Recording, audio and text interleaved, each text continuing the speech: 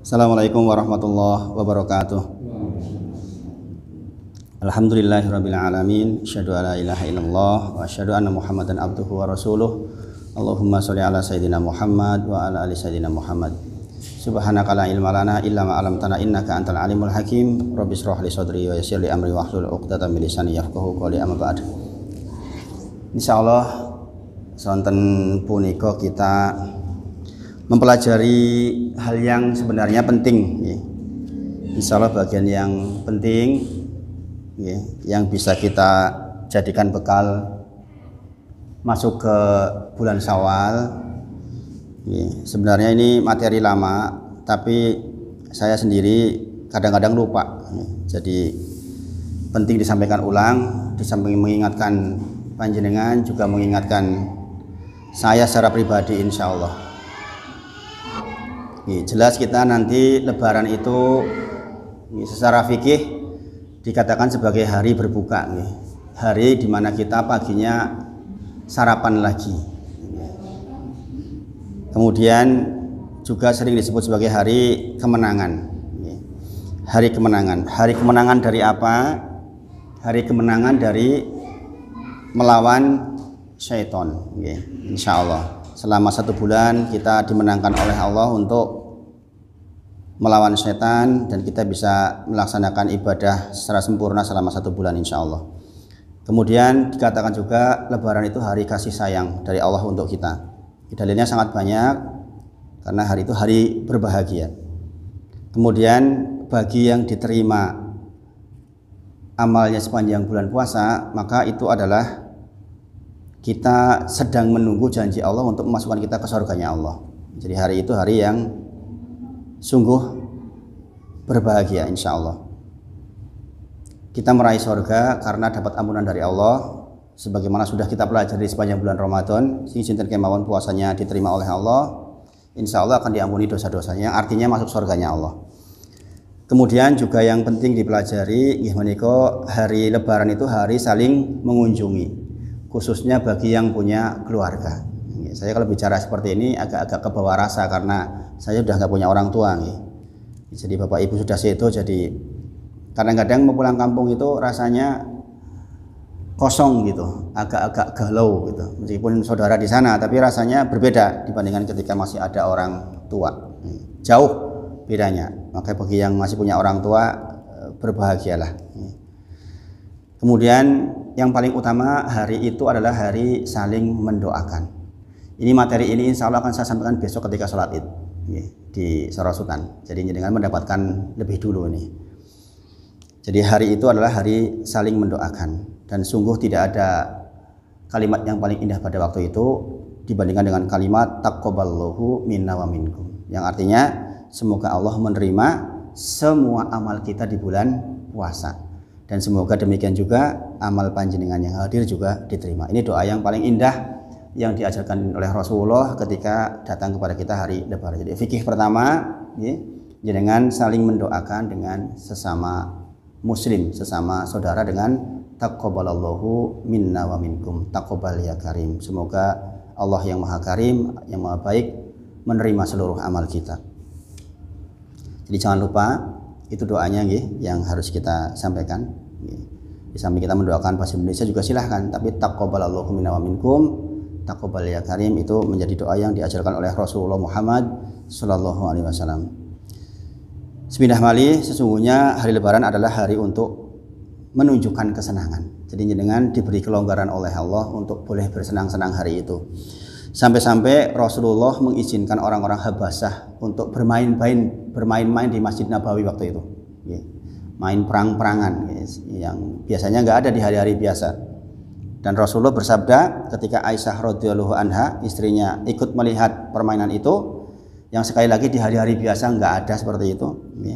Rasulullah bersabda, li ta'lamal yahud, beritahukan kepada orang-orang Yahudi gitu. Ana fi dina fushah, bahwa di dalam agama kami Islam juga ada fushah. Fushah itu kelonggaran. Jadi hari itu memang hari longgar buat kita. Ya, jadi berbahagia di hari Lebaran itu adalah syariatnya Nabi Muhammad SAW. Makanya jangan sampai ada di hari itu saudara kita, teman kita yang susah. Makanya kita memberikan zakat fitr. Zakat fitr itu dalam bentuk apa? Makanan, bukan langsung dalam bentuk uang. Zakat fitrah itu harus dalam bentuk makanan pokok. Kecuali di madhab Hanafiyah. Selebihnya apalagi madhab Syafi'i itu mewajibkan harus pakai makanan pokok. Nggak boleh dalam bentuk uang. Makanya paling afdol itu harus dalam bentuk zakat makanan pokok. Mudah-mudahan sudah dipahami. Sekali lagi, lita'lamal yahud, beritahu tuh orang-orang Yahudi yang suka ngece Islam ini kesel ibadah tok gitu. Bahwa anafidinna fushah, bahwa di dalam agama kita juga ada kelonggaran, kebahagiaan. Maka Bismillah malih ingat-ingat, jangan sampai di hari H nanti ada putrane panjenengan, bapak panjenengan, saudara panjenengan, bulik panjenengan yang susah. Jangan sampai ada yang susah. Pastikan mereka ikut berbahagia. Jikalau ternyata di antara mereka ada yang susah ekonomi, dibantu sekuat kita. Sampun ngantos kita melihat ada orang yang susah, sekuat tenaga kita, sebisa kita, semampu kita. Ini penting. Jadi di syariat yang kedua selain doa juga membantu orang yang rasa-rasanya terlihat susah untuk menjadi ikut bahagia. Karena itu bagian dari syariat Nabi Muhammad SAW. Hari ini banyak orang yang ketika mau bertemu saudaranya karena merasa miskin, gak kepenak. Nah, nanti saya paling miskin, paling nggak punya apa-apa. Maka yang kebetulan mungkin panjenengan diberi kelebihan, dibesarkan hatinya. Semua saudara kita dibesarkan hatinya supaya hari itu semuanya bahagia. Nah, Bapak Ibu sedoyo, sayangnya Bapak Ibu sedoyo, ini fakta yang terjadi di masyarakat. Kegembiraan yang sangat indah yang semestinya harusnya didapat di hari itu, kadang-kadang di sebagian keluarga ada yang terkotori oleh kondisi di mana ada saudara yang masih saling bermusuhan, saling dendam-dendaman. Mungkin karena masalah apa, nggak tahu, dipendem berhari-hari, bertahun-tahun, sehingga yang seharusnya hari Lebaran itu entek kabeh itu nggak ada. Kadang-kadang masih ada sisa-sisa. Nah, ini yang perlu kita perbaiki. Ada yang berlebaran sementara dia masih jengkel kepada kerabatnya sendiri. Bahkan saya pernah menemui sebuah kasus, dia masih marah sama orang tuanya. Na'udzubillah. Jadi lebaran masih nesu oleh bapak ibu nenek kula nggih kebangetan. Guru-guru pembagian waris yang dianggap tidak adil katanya. Jadi dia akhirnya nggak mau pulang, marah-marahan dengan orang tuanya. Ini sangat-sangat kita hindari. Maka hari itu pastikan rampung, semuanya rampung. Maka dari itu di masyarakat itu jalinan silaturahmi di zaman sekarang yang semuanya serba diukur dengan uang, dengan harta, kehormatan diukur dengan banyaknya uang, banyaknya harta, kedudukan, maka banyak sekali tali silaturahmi yang terputus. Na'udzubillah. Dan ini saya menyampaikan ini, saya dapat keluhan banyak dari jamaah yang demikian. Bahkan saya pernah diminta untuk ceramah.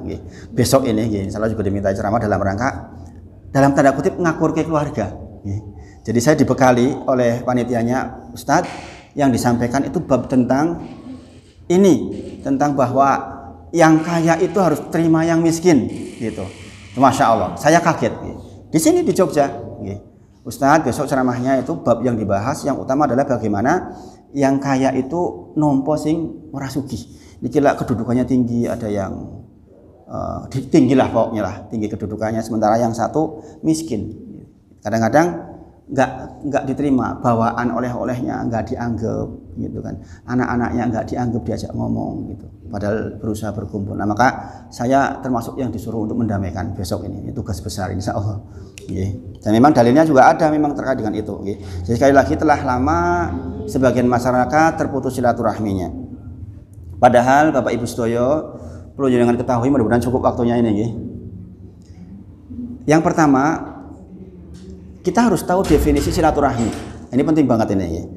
Apa sih silaturahmi?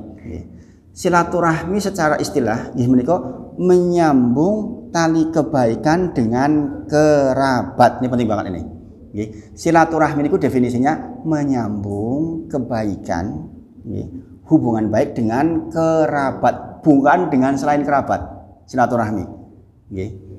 Kalau dengan selain kerabat, maka di dalam agama Islam namanya ziarah.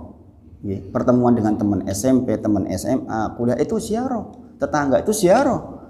Tapi yang namanya silaturahmi yang keutamanya sangat banyak itu dengan kerabat. Siapa kerabat kita? Siapa kerabat kita? Kerabat kita yang paling dekat ibu bapak kita, kakek nenek kita, saudara kandung kita, saudara seayah, saudara seibu, paman, buli, sepupu. Nah, niku saudara terdekat kita. Jadi jangan kita datang-datangi yang lain dulu sebelum ini selesai. Karena yang diperintahkan oleh agama niku definisi silaturahmi niku dengan mereka. Ini penting dipahami. Kenapa ini penting saya sampaikan? Karena banyak orang yang menganggap bahwa ketemu reuni SMP, SMA, kuliah itu dianggap silaturahmi. Itu bukan silaturahmi. Itu kebaikan tersendiri, iya, diperintahkan. Menjalin hubungan baik dengan teman, iya. Tetapi yang namanya silaturahmi itu bukan itu. Jadi kadang-kadang masyarakat keliru. Sehingga kadang-kadang mereka bersemangat dengan ketemu orang teman-teman, tapi lupa ada saudaranya yang lagi sedih, lagi susah, yang harusnya dikunjungi pertama. Mungkin dia lagi kesusahan ekonomi, dia nggak bisa berkumpul, malu berkumpul dengan keluarganya. Itu yang harusnya kita datangi itu. Jadi tugas kita di hari H besok Lebaran, pastikan saudara-saudara kita, kerabat kita itu jangan ada yang susah. Itu tugas yang paling penting dari hari pertama Lebaran. Jadi bismillah malih, silaturahmi itu adalah menjalin hubungan baik dengan kerabat. Kerabat terdekat kita, bapak ibu, kakek nenek, pak buli, saudara kandung, saudara sepupu, saudara seayah, saudara seibu. Kalau yang bapak ibunya sudah pisah, saudara seayah, saudara seibu, paman, om, bulik, itu adalah kerabat kita. Itu yang perlu dijalin, kekerabatan kita. Kemudian sepindah malih, sebagian kita menganggap bahwa bertemu dengan yang lain-lain itu silaturahmi. Dan kalau ini terjadi, jadi rancu. Fenomena yang terjadi di masyarakat, Bapak Ibu Sedoyo. Ada orang yang bisa sangat baik dengan teman-teman SMP-nya, kata-katanya ditata, ketemu sopan, pakai baju paling baik dan sebagainya. Dengan teman kuliah, teman SMP, tapi kata-katanya kepada saudaranya sendiri yang mungkin dianggap miskin malah nggak ketata. Nah, niki keliru besar. Itu jenengan tidak sedang berlebaran, itu jenengan mengalami kerancuan di dalam pemahaman syariat. Makanya dengan belajar hari ini mudah-mudahan besok jenengan menjadi hati yang lembut, yang justru saudara-saudara terdekat kita itu yang mendapatkan kebahagiaan dengan datangnya Lebaran. Coba jenengan mau ketemu Pak RT, mau ketemu Pak Dukuh aja kan kata-katanya ditata rapih toh. Sekarang dengan saudara sendiri ditata enggak kata-katanya gitu. Khususnya dari orang yang berkedudukan dengan yang tidak berkedudukan, ini yang jadi masalahnya. Kalau misalnya yang saudara selevel mungkin dianggap selevel nggak apa-apa, seneng gitu, anak iyo ditompo. Tapi kadang-kadang yang keluarganya nggak punya itu kadang-kadang kasihan. Masya Allah, subhanallah. Nah, Allah mengancam. Ancaman pertama orang yang memutuskan silaturahmi, yaitu dengan mereka tadi, dengan kerabat kita. Kata Rasulullah, la yadkhulul jannata qati'un. Kata Rasulullah, hadis sahih riwayat Muslim. Kata Rasulullah, tidak masuk surga orang yang memutus silaturahmi, gak masuk surga.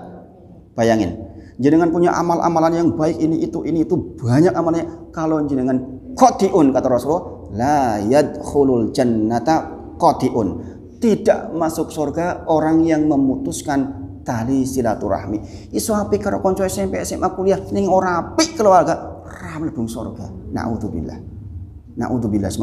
min dzalik. Ancaman kedua, orang yang memutuskan silaturahmi, yaitu dengan kerabat tadi yang saya sebut, maka ketahuilah dia adalah orang yang dilaknat oleh Allah. Apa arti dilaknat? Dilaknat itu dicuekin sama Allah, gak dianggap, gak didelok, arep ngopo-ngopo terserah, Allah gak lihat, dicuekin, itu dilaknat. Rasulullah bersabda, innallaha, sesungguhnya Allah, khalaqal khalqa hatta idza faragha minkum. Kata Rasulullah, Allah menyampaikan, sesungguhnya Allah khalaqa khalqa, menciptakan seluruh ciptaannya, hatta farahu minhum, sampai seluruh ciptaan selesai. Kemudian tiba-tiba qomatur rahim, qomatir rahim. Kemudian rahim berdiri, rahim berdiri, rahim. Rahim diambil dari nama Allah Ar-Rahim, Maha Pengasih, Maha Penyayang. Nah, rahim itu makhluknya Allah, dia berdiri, berdiri. Ketika seluruh diciptakan sudah oleh Allah, kemudian rahim berdiri. Wa fi riwayat, dalam riwayat lain dikatakan Ar-Rahimu mu'alaqatun bil ars. Rahim itu bergantungan di ars. Ars niku napa? Makhluknya Allah yang paling besar. Bergelantungan. Dalam rangka apa bergelantungan? Kenapa rahim bergelantungan? Dia berkata begini, hada maqamu aidi minal qati'ah. Apakah ini tempat di mana saya bisa mengadu tentang pemutusan atas diriku? Pemutusan rahim maksudnya. Paham nggih? Apakah ini tempat di mana saya bisa mengadu tentang pemutusan silaturahmi? Maka kemudian Allah jawab, na'am. Benar, kata Allah. Kemudian mengadulah rahim. Karena rahim tahu di masa nanti yang akan datang akan terjadi pemutusan silaturahmi. Maka kemudian Allah berfirman, amma tardoina, amma tardoina, apakah engkau ridho an asilaman wasolak? Kalau aku berikan kebaikan kepada orang yang menyambungmu, menyambung silaturahmi. Sebaliknya, wa aqta'u man qata'aki, dan aku putuskan seluruh kebaikan dari orang yang memutuskanmu. Maka kemudian rahim menjawab, qalu bala, tentu saja ya Allah. Maka kemudian Allah menjawab, fadzakalaka, itu untukmu. Paham maksudnya nggih? Berarti kalau hari ini ada orang memutuskan silaturahmi, dipastikan diputuskan kebaikan oleh Allah darinya. Paham nggih? Sebaliknya, jikalau ada orang yang menyambung silaturahmi, dipastikan akan disambungkan kebaikan untuknya. Sekali lagi, dengan siapa? Dengan kerabat. Siapa kerabat terdekat kita? Bapak, ibu, kakek, nenek, bule, paklik, saudara kandung, saudara sepupu, saudara seayah, saudara seibu. Itu adalah kerabat kita. Jadi jangan bersemangat ketemu teman SMP, teman SMA, teman kuliah, sementara ini ada yang susah. Ini penting sekali. Jadi bismillah mali, hari H Lebaran pastikan kerabat kita menjadi orang yang berbahagia. Karena berbahagia di hari itu adalah syariat Nabi Muhammad Sallallahu Alaihi Wasallam. Sampai di sini saya dipahami, nggih? Sudah menangkap apa yang saya maksud? Nggih? Mudah-mudahan ditangkap. Nggih. Kemudian Nabi bersabda, iqra'tu in syi'tum. Bacalah jikalau engkau berkehendak, suratul Muhammad ayat ke-22, 23, 24, yang intinya, apakah kalian jika menguasai lantas kemudian kalian berbuat kerusakan dan memutuskan tali silaturahmi? Siapa yang diancam ini? Kadang-kadang orang-orang yang berkedudukan, orang yang punya kuasa, punya saudara miskin, nggak diterima kedatangannya, anaknya nggak dianggap, ditakoni, makanya disindir di sini. Apakah jikalau engkau kemudian menguasai, kemudian engkau menjadi berkuasa, engkau akan berbuat kerusakan di bumi dengan memutuskan tali silaturahmi? Subhanallah. Halusnya Allah mengingatkan kita, nggih. Masya Allah. Kata Allah, ulaika la'anahumullah, orang seperti itulah yang dilaknat Allah. Maka sekali lagi, ancaman pertama tadi apa? La yadkhulul jannata qati'un, gak akan masuk surga orang yang memutus silaturahmi. Yang kedua apa? Ulaika la'anahumullah, orang yang memutus silaturahmi itulah yang dilaknat oleh Allah, yang gak dilihat oleh Allah, yang dibiarkan oleh Allah sakarep-karepe. Na'udzubillah subhanahu min dzalik. Kemudian Allah juga Allah melanjutkan firman-Nya, fa asammahum wa a'ma absarahum. Sungguh orang seperti itu akan dibuat menjadi tuli dan buta. Afala yatadabbarunal Quran, apakah engkau tidak mentadabburi Al-Quran? Am ala qulubihim akfaluha, ataukah hatinya memang sudah terkunci? Jadi Bapak Ibu sedaya, dari ayat ini kita tahu terlalu banyak ayat untuk perintah nyambung silaturahmi. Sangat banyak ayat dan hadis yang melarang kita memutus silaturahmi. Tapi karena mata dan pendengaran terkunci, akhirnya dia memutuskan silaturahmi. Na'udzubillah, summa na'udzubillah min dzalik. Sekali lagi, fenomena yang terjadi di masyarakat, banyak orang yang lebih hormat kepada teman SMP-nya, teman SMA-nya, teman kuliah yang dianggap selevel, sementara keluarganya, kerabatnya terbiarkan, nggak terurusi di hari yang Rasulullah sarankan untuk semua berbahagia. Tadi apa dalilnya? Sampai-sampai Rasulullah bersabda, li ta'lamal yahud, beritahukan kepada orang-orang Yahudi itu, anna fidina fushah, bahwa di dalam agama ini juga ada fushah. Fushah niku kelonggaran, kebahagiaan. Maka hari itu pastikan semua bahagia. Jangan melebar-melebar kemana-mana sementara ada saudara dekat yang susah. Jangan terjadi ini. Itu namanya bukan silaturahmi. Kemudian ancaman yang ketiga, orang yang memutus tali silaturahmi, yaitu dia tidak mendapatkan bonus ampunan, sebagaimana berulang kali saya sampaikan. Rasulullah bersabda, tuftahu abwabul jannah yaumul isnin wal khamis, dibukakan pintu surga setiap hari Senin dan Kamis. Fayughfaru likulli abdin la tusyrik bihi syai'an, dan Allah mengampuni setiap hamba. Ingat, pengampunan itu penting buat kita, sangat penting pengampunan itu, karena masalah di dunia dan di akhirat karena dosa-dosa kita. Ini ada cara diampuni oleh Allah. Fayughfaru likulli abdin, Allah mengampuni setiap hamba pada waktu itu. La tusyrik bihi syai'a, yang penting tidak mensekutukan Allah, illa, kecuali rajulun kanat bainahu wa baina akhihi sahna, kecuali ada dua orang kerabat, dua orang saudara yang masih syahna, yang masih bertengkar, yang masih jengkel-jengkelan, yang masih nganggep sedulure. Kepada mereka dikatakan fayuqol, kepada mereka dikatakan andiru hadaini, tahan jangan diampuni, tahan jangan diampuni, tahan jangan diampuni, hatta yastoliha, sampai mereka berdamai. Jadi kerugian yang ketiga, tidak dapat bonus ampunan. Bapak Ibu sedaya, ada sementara kalangan masyarakat yang ngendengke sedulure 2, 3, seminggu, sebulan, bahkan setahun, orang omong-omongan. Ada yang seperti itu? Ada. Dan Rasulullah bersabda, man hajaru akhahu sanatan fahuwa kasaf idamih, kata Rasulullah. Sing sinten kemawon menghajar, tidak bertanya ke saudaranya 1 tahun, sama juga telah kasaf idam ini ku nyembelih. Podo karo jenengan pun menumpahkan darah dari saudara panjenengan. Ini mengerikan. Maka jangan sampai terjadi. Man hajara'ahu sanatan fahuwa kasaf idami, podo karo pun mateni sedulure.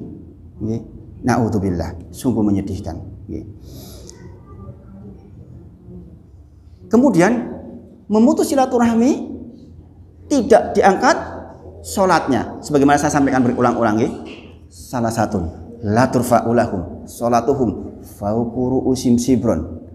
3 golongan yang nggak diangkat sholatnya walaupun sesekali di atas kepalanya, di antaranya adalah wa akhwani mutasoliman, 2 saudara yang saling bertengkar, hatta yastoliha, sampai kemudian mereka mau berdamai.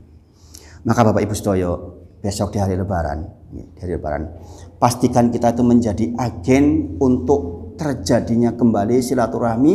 Kalau di antara ada saudara kita yang terputus selama sekian waktu, itu tugas besar kita. Itulah fikih Lebaran. Fikih Lebaran bukan hanya seorang istri datang ke suaminya, Pak, kulo gadah salah, Pak, nangis habis itu 1 jam, dogelut meneh.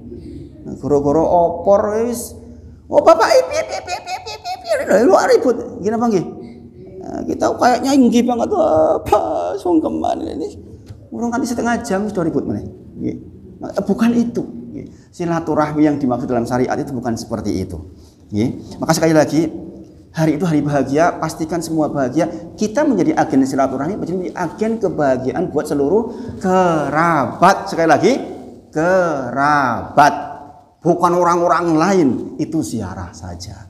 Itu juga kebaikan, tapi nggak akan sebaik kedudukan kerabat. Jadi kalau ada yang sudah terurai selama sekian waktu karena mungkin jengkel-jengkelan, karena macam-macam lah, maka hari itu tugas kita adalah menyambung kembali, kalahkan ego pada waktu itu. Ego yang dimaksud maksudnya apa? Kadang-kadang ada yang merasa saya lebih tua kok, harusnya dia yang minta maaf. Saya lebih kaya kok, dia miskin, ngapain saya minta maaf sama dia? Oh dia dulu kok yang dulu nyalain saya. Oh dia dapat warisan banyak, saya enggak kok, ya harus dia minta maaf sama saya. Itu ego itu. Itu ego yang hari itu harusnya lebur hilang. Kalau memang penjenengan benar-benar lebaran. Kalau itu masih berarti belum lebaran. Kalau masih saya lebih tua dari dia, dia yang minta maaf sama saya, dia yang salah, dia yang harus minta maaf sama saya, itu belum lebaran. Itu enggak paham fikih lebaran. Sangat dipahami sampai di sini.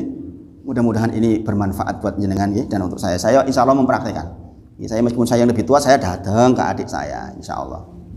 Saya yang datang ke sana, saya yang minta maaf ke sana. Karena apa? Lebih tahu ilmunya. Jadi jangan kita nunggu tua kemudian ditunggu dia yang harus sungkem saya sama saya. Kebalik kalau seperti itu, kita yang harus pokoknya segera siapa duluan. Karena kata Rasulullah, yang duluan itu yang lebih baik. Yang duluan yang lebih baik. Rasulullah bersabda, la yahillul muslimin an yahjuru akhuhu fauqa thalath. Kata Rasulullah, gak boleh seorang muslim kok gak omong-omongan sama saudara muslim yang lain 3 hari, lebih dari 3 hari. Dibatasin jenengan kepekson yang nanti jengkel banget sama sedulur itu maksimal mul telung dino. Lebih dari itu sudah dilarang oleh Rasulullah Muhammad sallallahu alaihi wasallam. Kemudian yaltaqiyani, kemudian kata Rasulullah, dua-duanya bertemu. Kemudian fayuridu hada wa yuridu hada. Yang satu melengos sini, yang satu melengos sana. Gitu kan? Kalau pada jengkel-jengkelan, kemudian Rasul bersabda, wa khairuhuma, yang terbaik di antara keduanya adalah alladzi yabda'u bisalam. Yang baik di antara keduanya adalah yang memulai salam. Paham? Jadi yang sudah ngaji di sini, kalau sampai masih tidak mau salam duluan ketika punya masalah, berarti Pak Wahid enggak berhasil ngajarnya. Saya akan sedih. Mudah-mudahan bisa diamalkan. Jadi dia yang terbaik di sisi Allah adalah yang memulai. Alladzi yabda'u bisalam. Meskipun sekali lagi, meskipun dia sing salah, meskipun dia yang diuntungkan, kita yang memulai. Kata Rasulullah. Hilangkan perasaan saya lebih tua, dia yang mulai permasalahan, dia yang dapat warisan lebih banyak, saya enggak. Jangan kayak gitu. Maka jikalau terjadi pemutusan silaturahmi, hilangkan ego yang tadi harus dihilangkan. Bapak Ibu sedaya, ketahuilah bahwa silaturahmi yang sedang kita bahas ini adalah ibadah yang sangat agung di sisi Allah. Sangat agung di sisi Allah. Kenapa sangat agung? Inilah salah satu ciri penghuni sorga. Allah berfirman, walladzina yusiluna ma amarallahu bihi ayusol. Adalah orang-orang yang menyambungkan silaturahmi dan dia takut kepada Allah dan dia takut akan hisab nanti. Maka orang seperti ini kata Allah, ulaika lahum uqubadar. Orang yang seperti itu, yang menyambung silaturahmi itu, ulaika lahum uqubadar, akan mendapatkan uqubadar, kesudahan yang baik, tempat yang baik, surga maksudnya. Maka Allah juga berfirman, jannatu adnin yadkhulunaha. Orang seperti ini akan masuk ke surga Aden, waman sholaha min abaihim, bersama dengan orang-orang soleh di antara bapak ibunya, wa azwajihim, istrinya, wa dzurriyyatihim, keturunannya, wal malaikatu yadkhuluna alaihim min kulli bab. Jadi nanti orang-orang yang menjalin silaturahmi dengan kerabatnya akan dimasukkan surga Aden bersama siapa? Bersama orang tua, di antara orang tua mereka yang soleh. Nek orang soleh orang bareng. Istrinya, anak-anak yang akan kumpul di surga Aden. akan kumpul lagi, masya Allah. Jenengan akan ditemukan dengan kakek nenek jenengan, nggak tahu di level berapa, yang soleh. Betapa bahagianya kita di dunia saja berkumpul keluarga, rasanya kayak mana senangnya. Bagaimana kalau kita ditemukan dengan kakek kita, nenek kita, keturunan kita jenengan sudah meninggal, nanti cucu jenengan yang di sana yang soleh ketemu dengan jenengan, masya Allah, masya Allah, masya Allah, masya Allah. Maka barang siapa yang menjalin silaturahmi dengan kerabat hari ini, khususnya di hari Lebaran, maka akan dimasukkan surga Aden bersama dengan orang-orang soleh di antara keluarganya. Masya Allah. Sudah masuk wah nih Pak? Sudah masuk? Sudah masuk. Ini baru sepertiganya nih sebenarnya nih. Saya tadi berangkat agak gasik sebenarnya, berharap bisa menyelesaikan. Tapi nggak apa-apa. Mudah-mudahan suatu waktu nanti bisa dibahas kembali, bermanfaat. Nanti selalu di Lebaran lah. Kalau ada kajian pasca Lebaran insya Allah kita bahas. Wa akhiru da'wana alhamdulillahirabbil alamin. Assalamualaikum warahmatullahi wabarakatuh.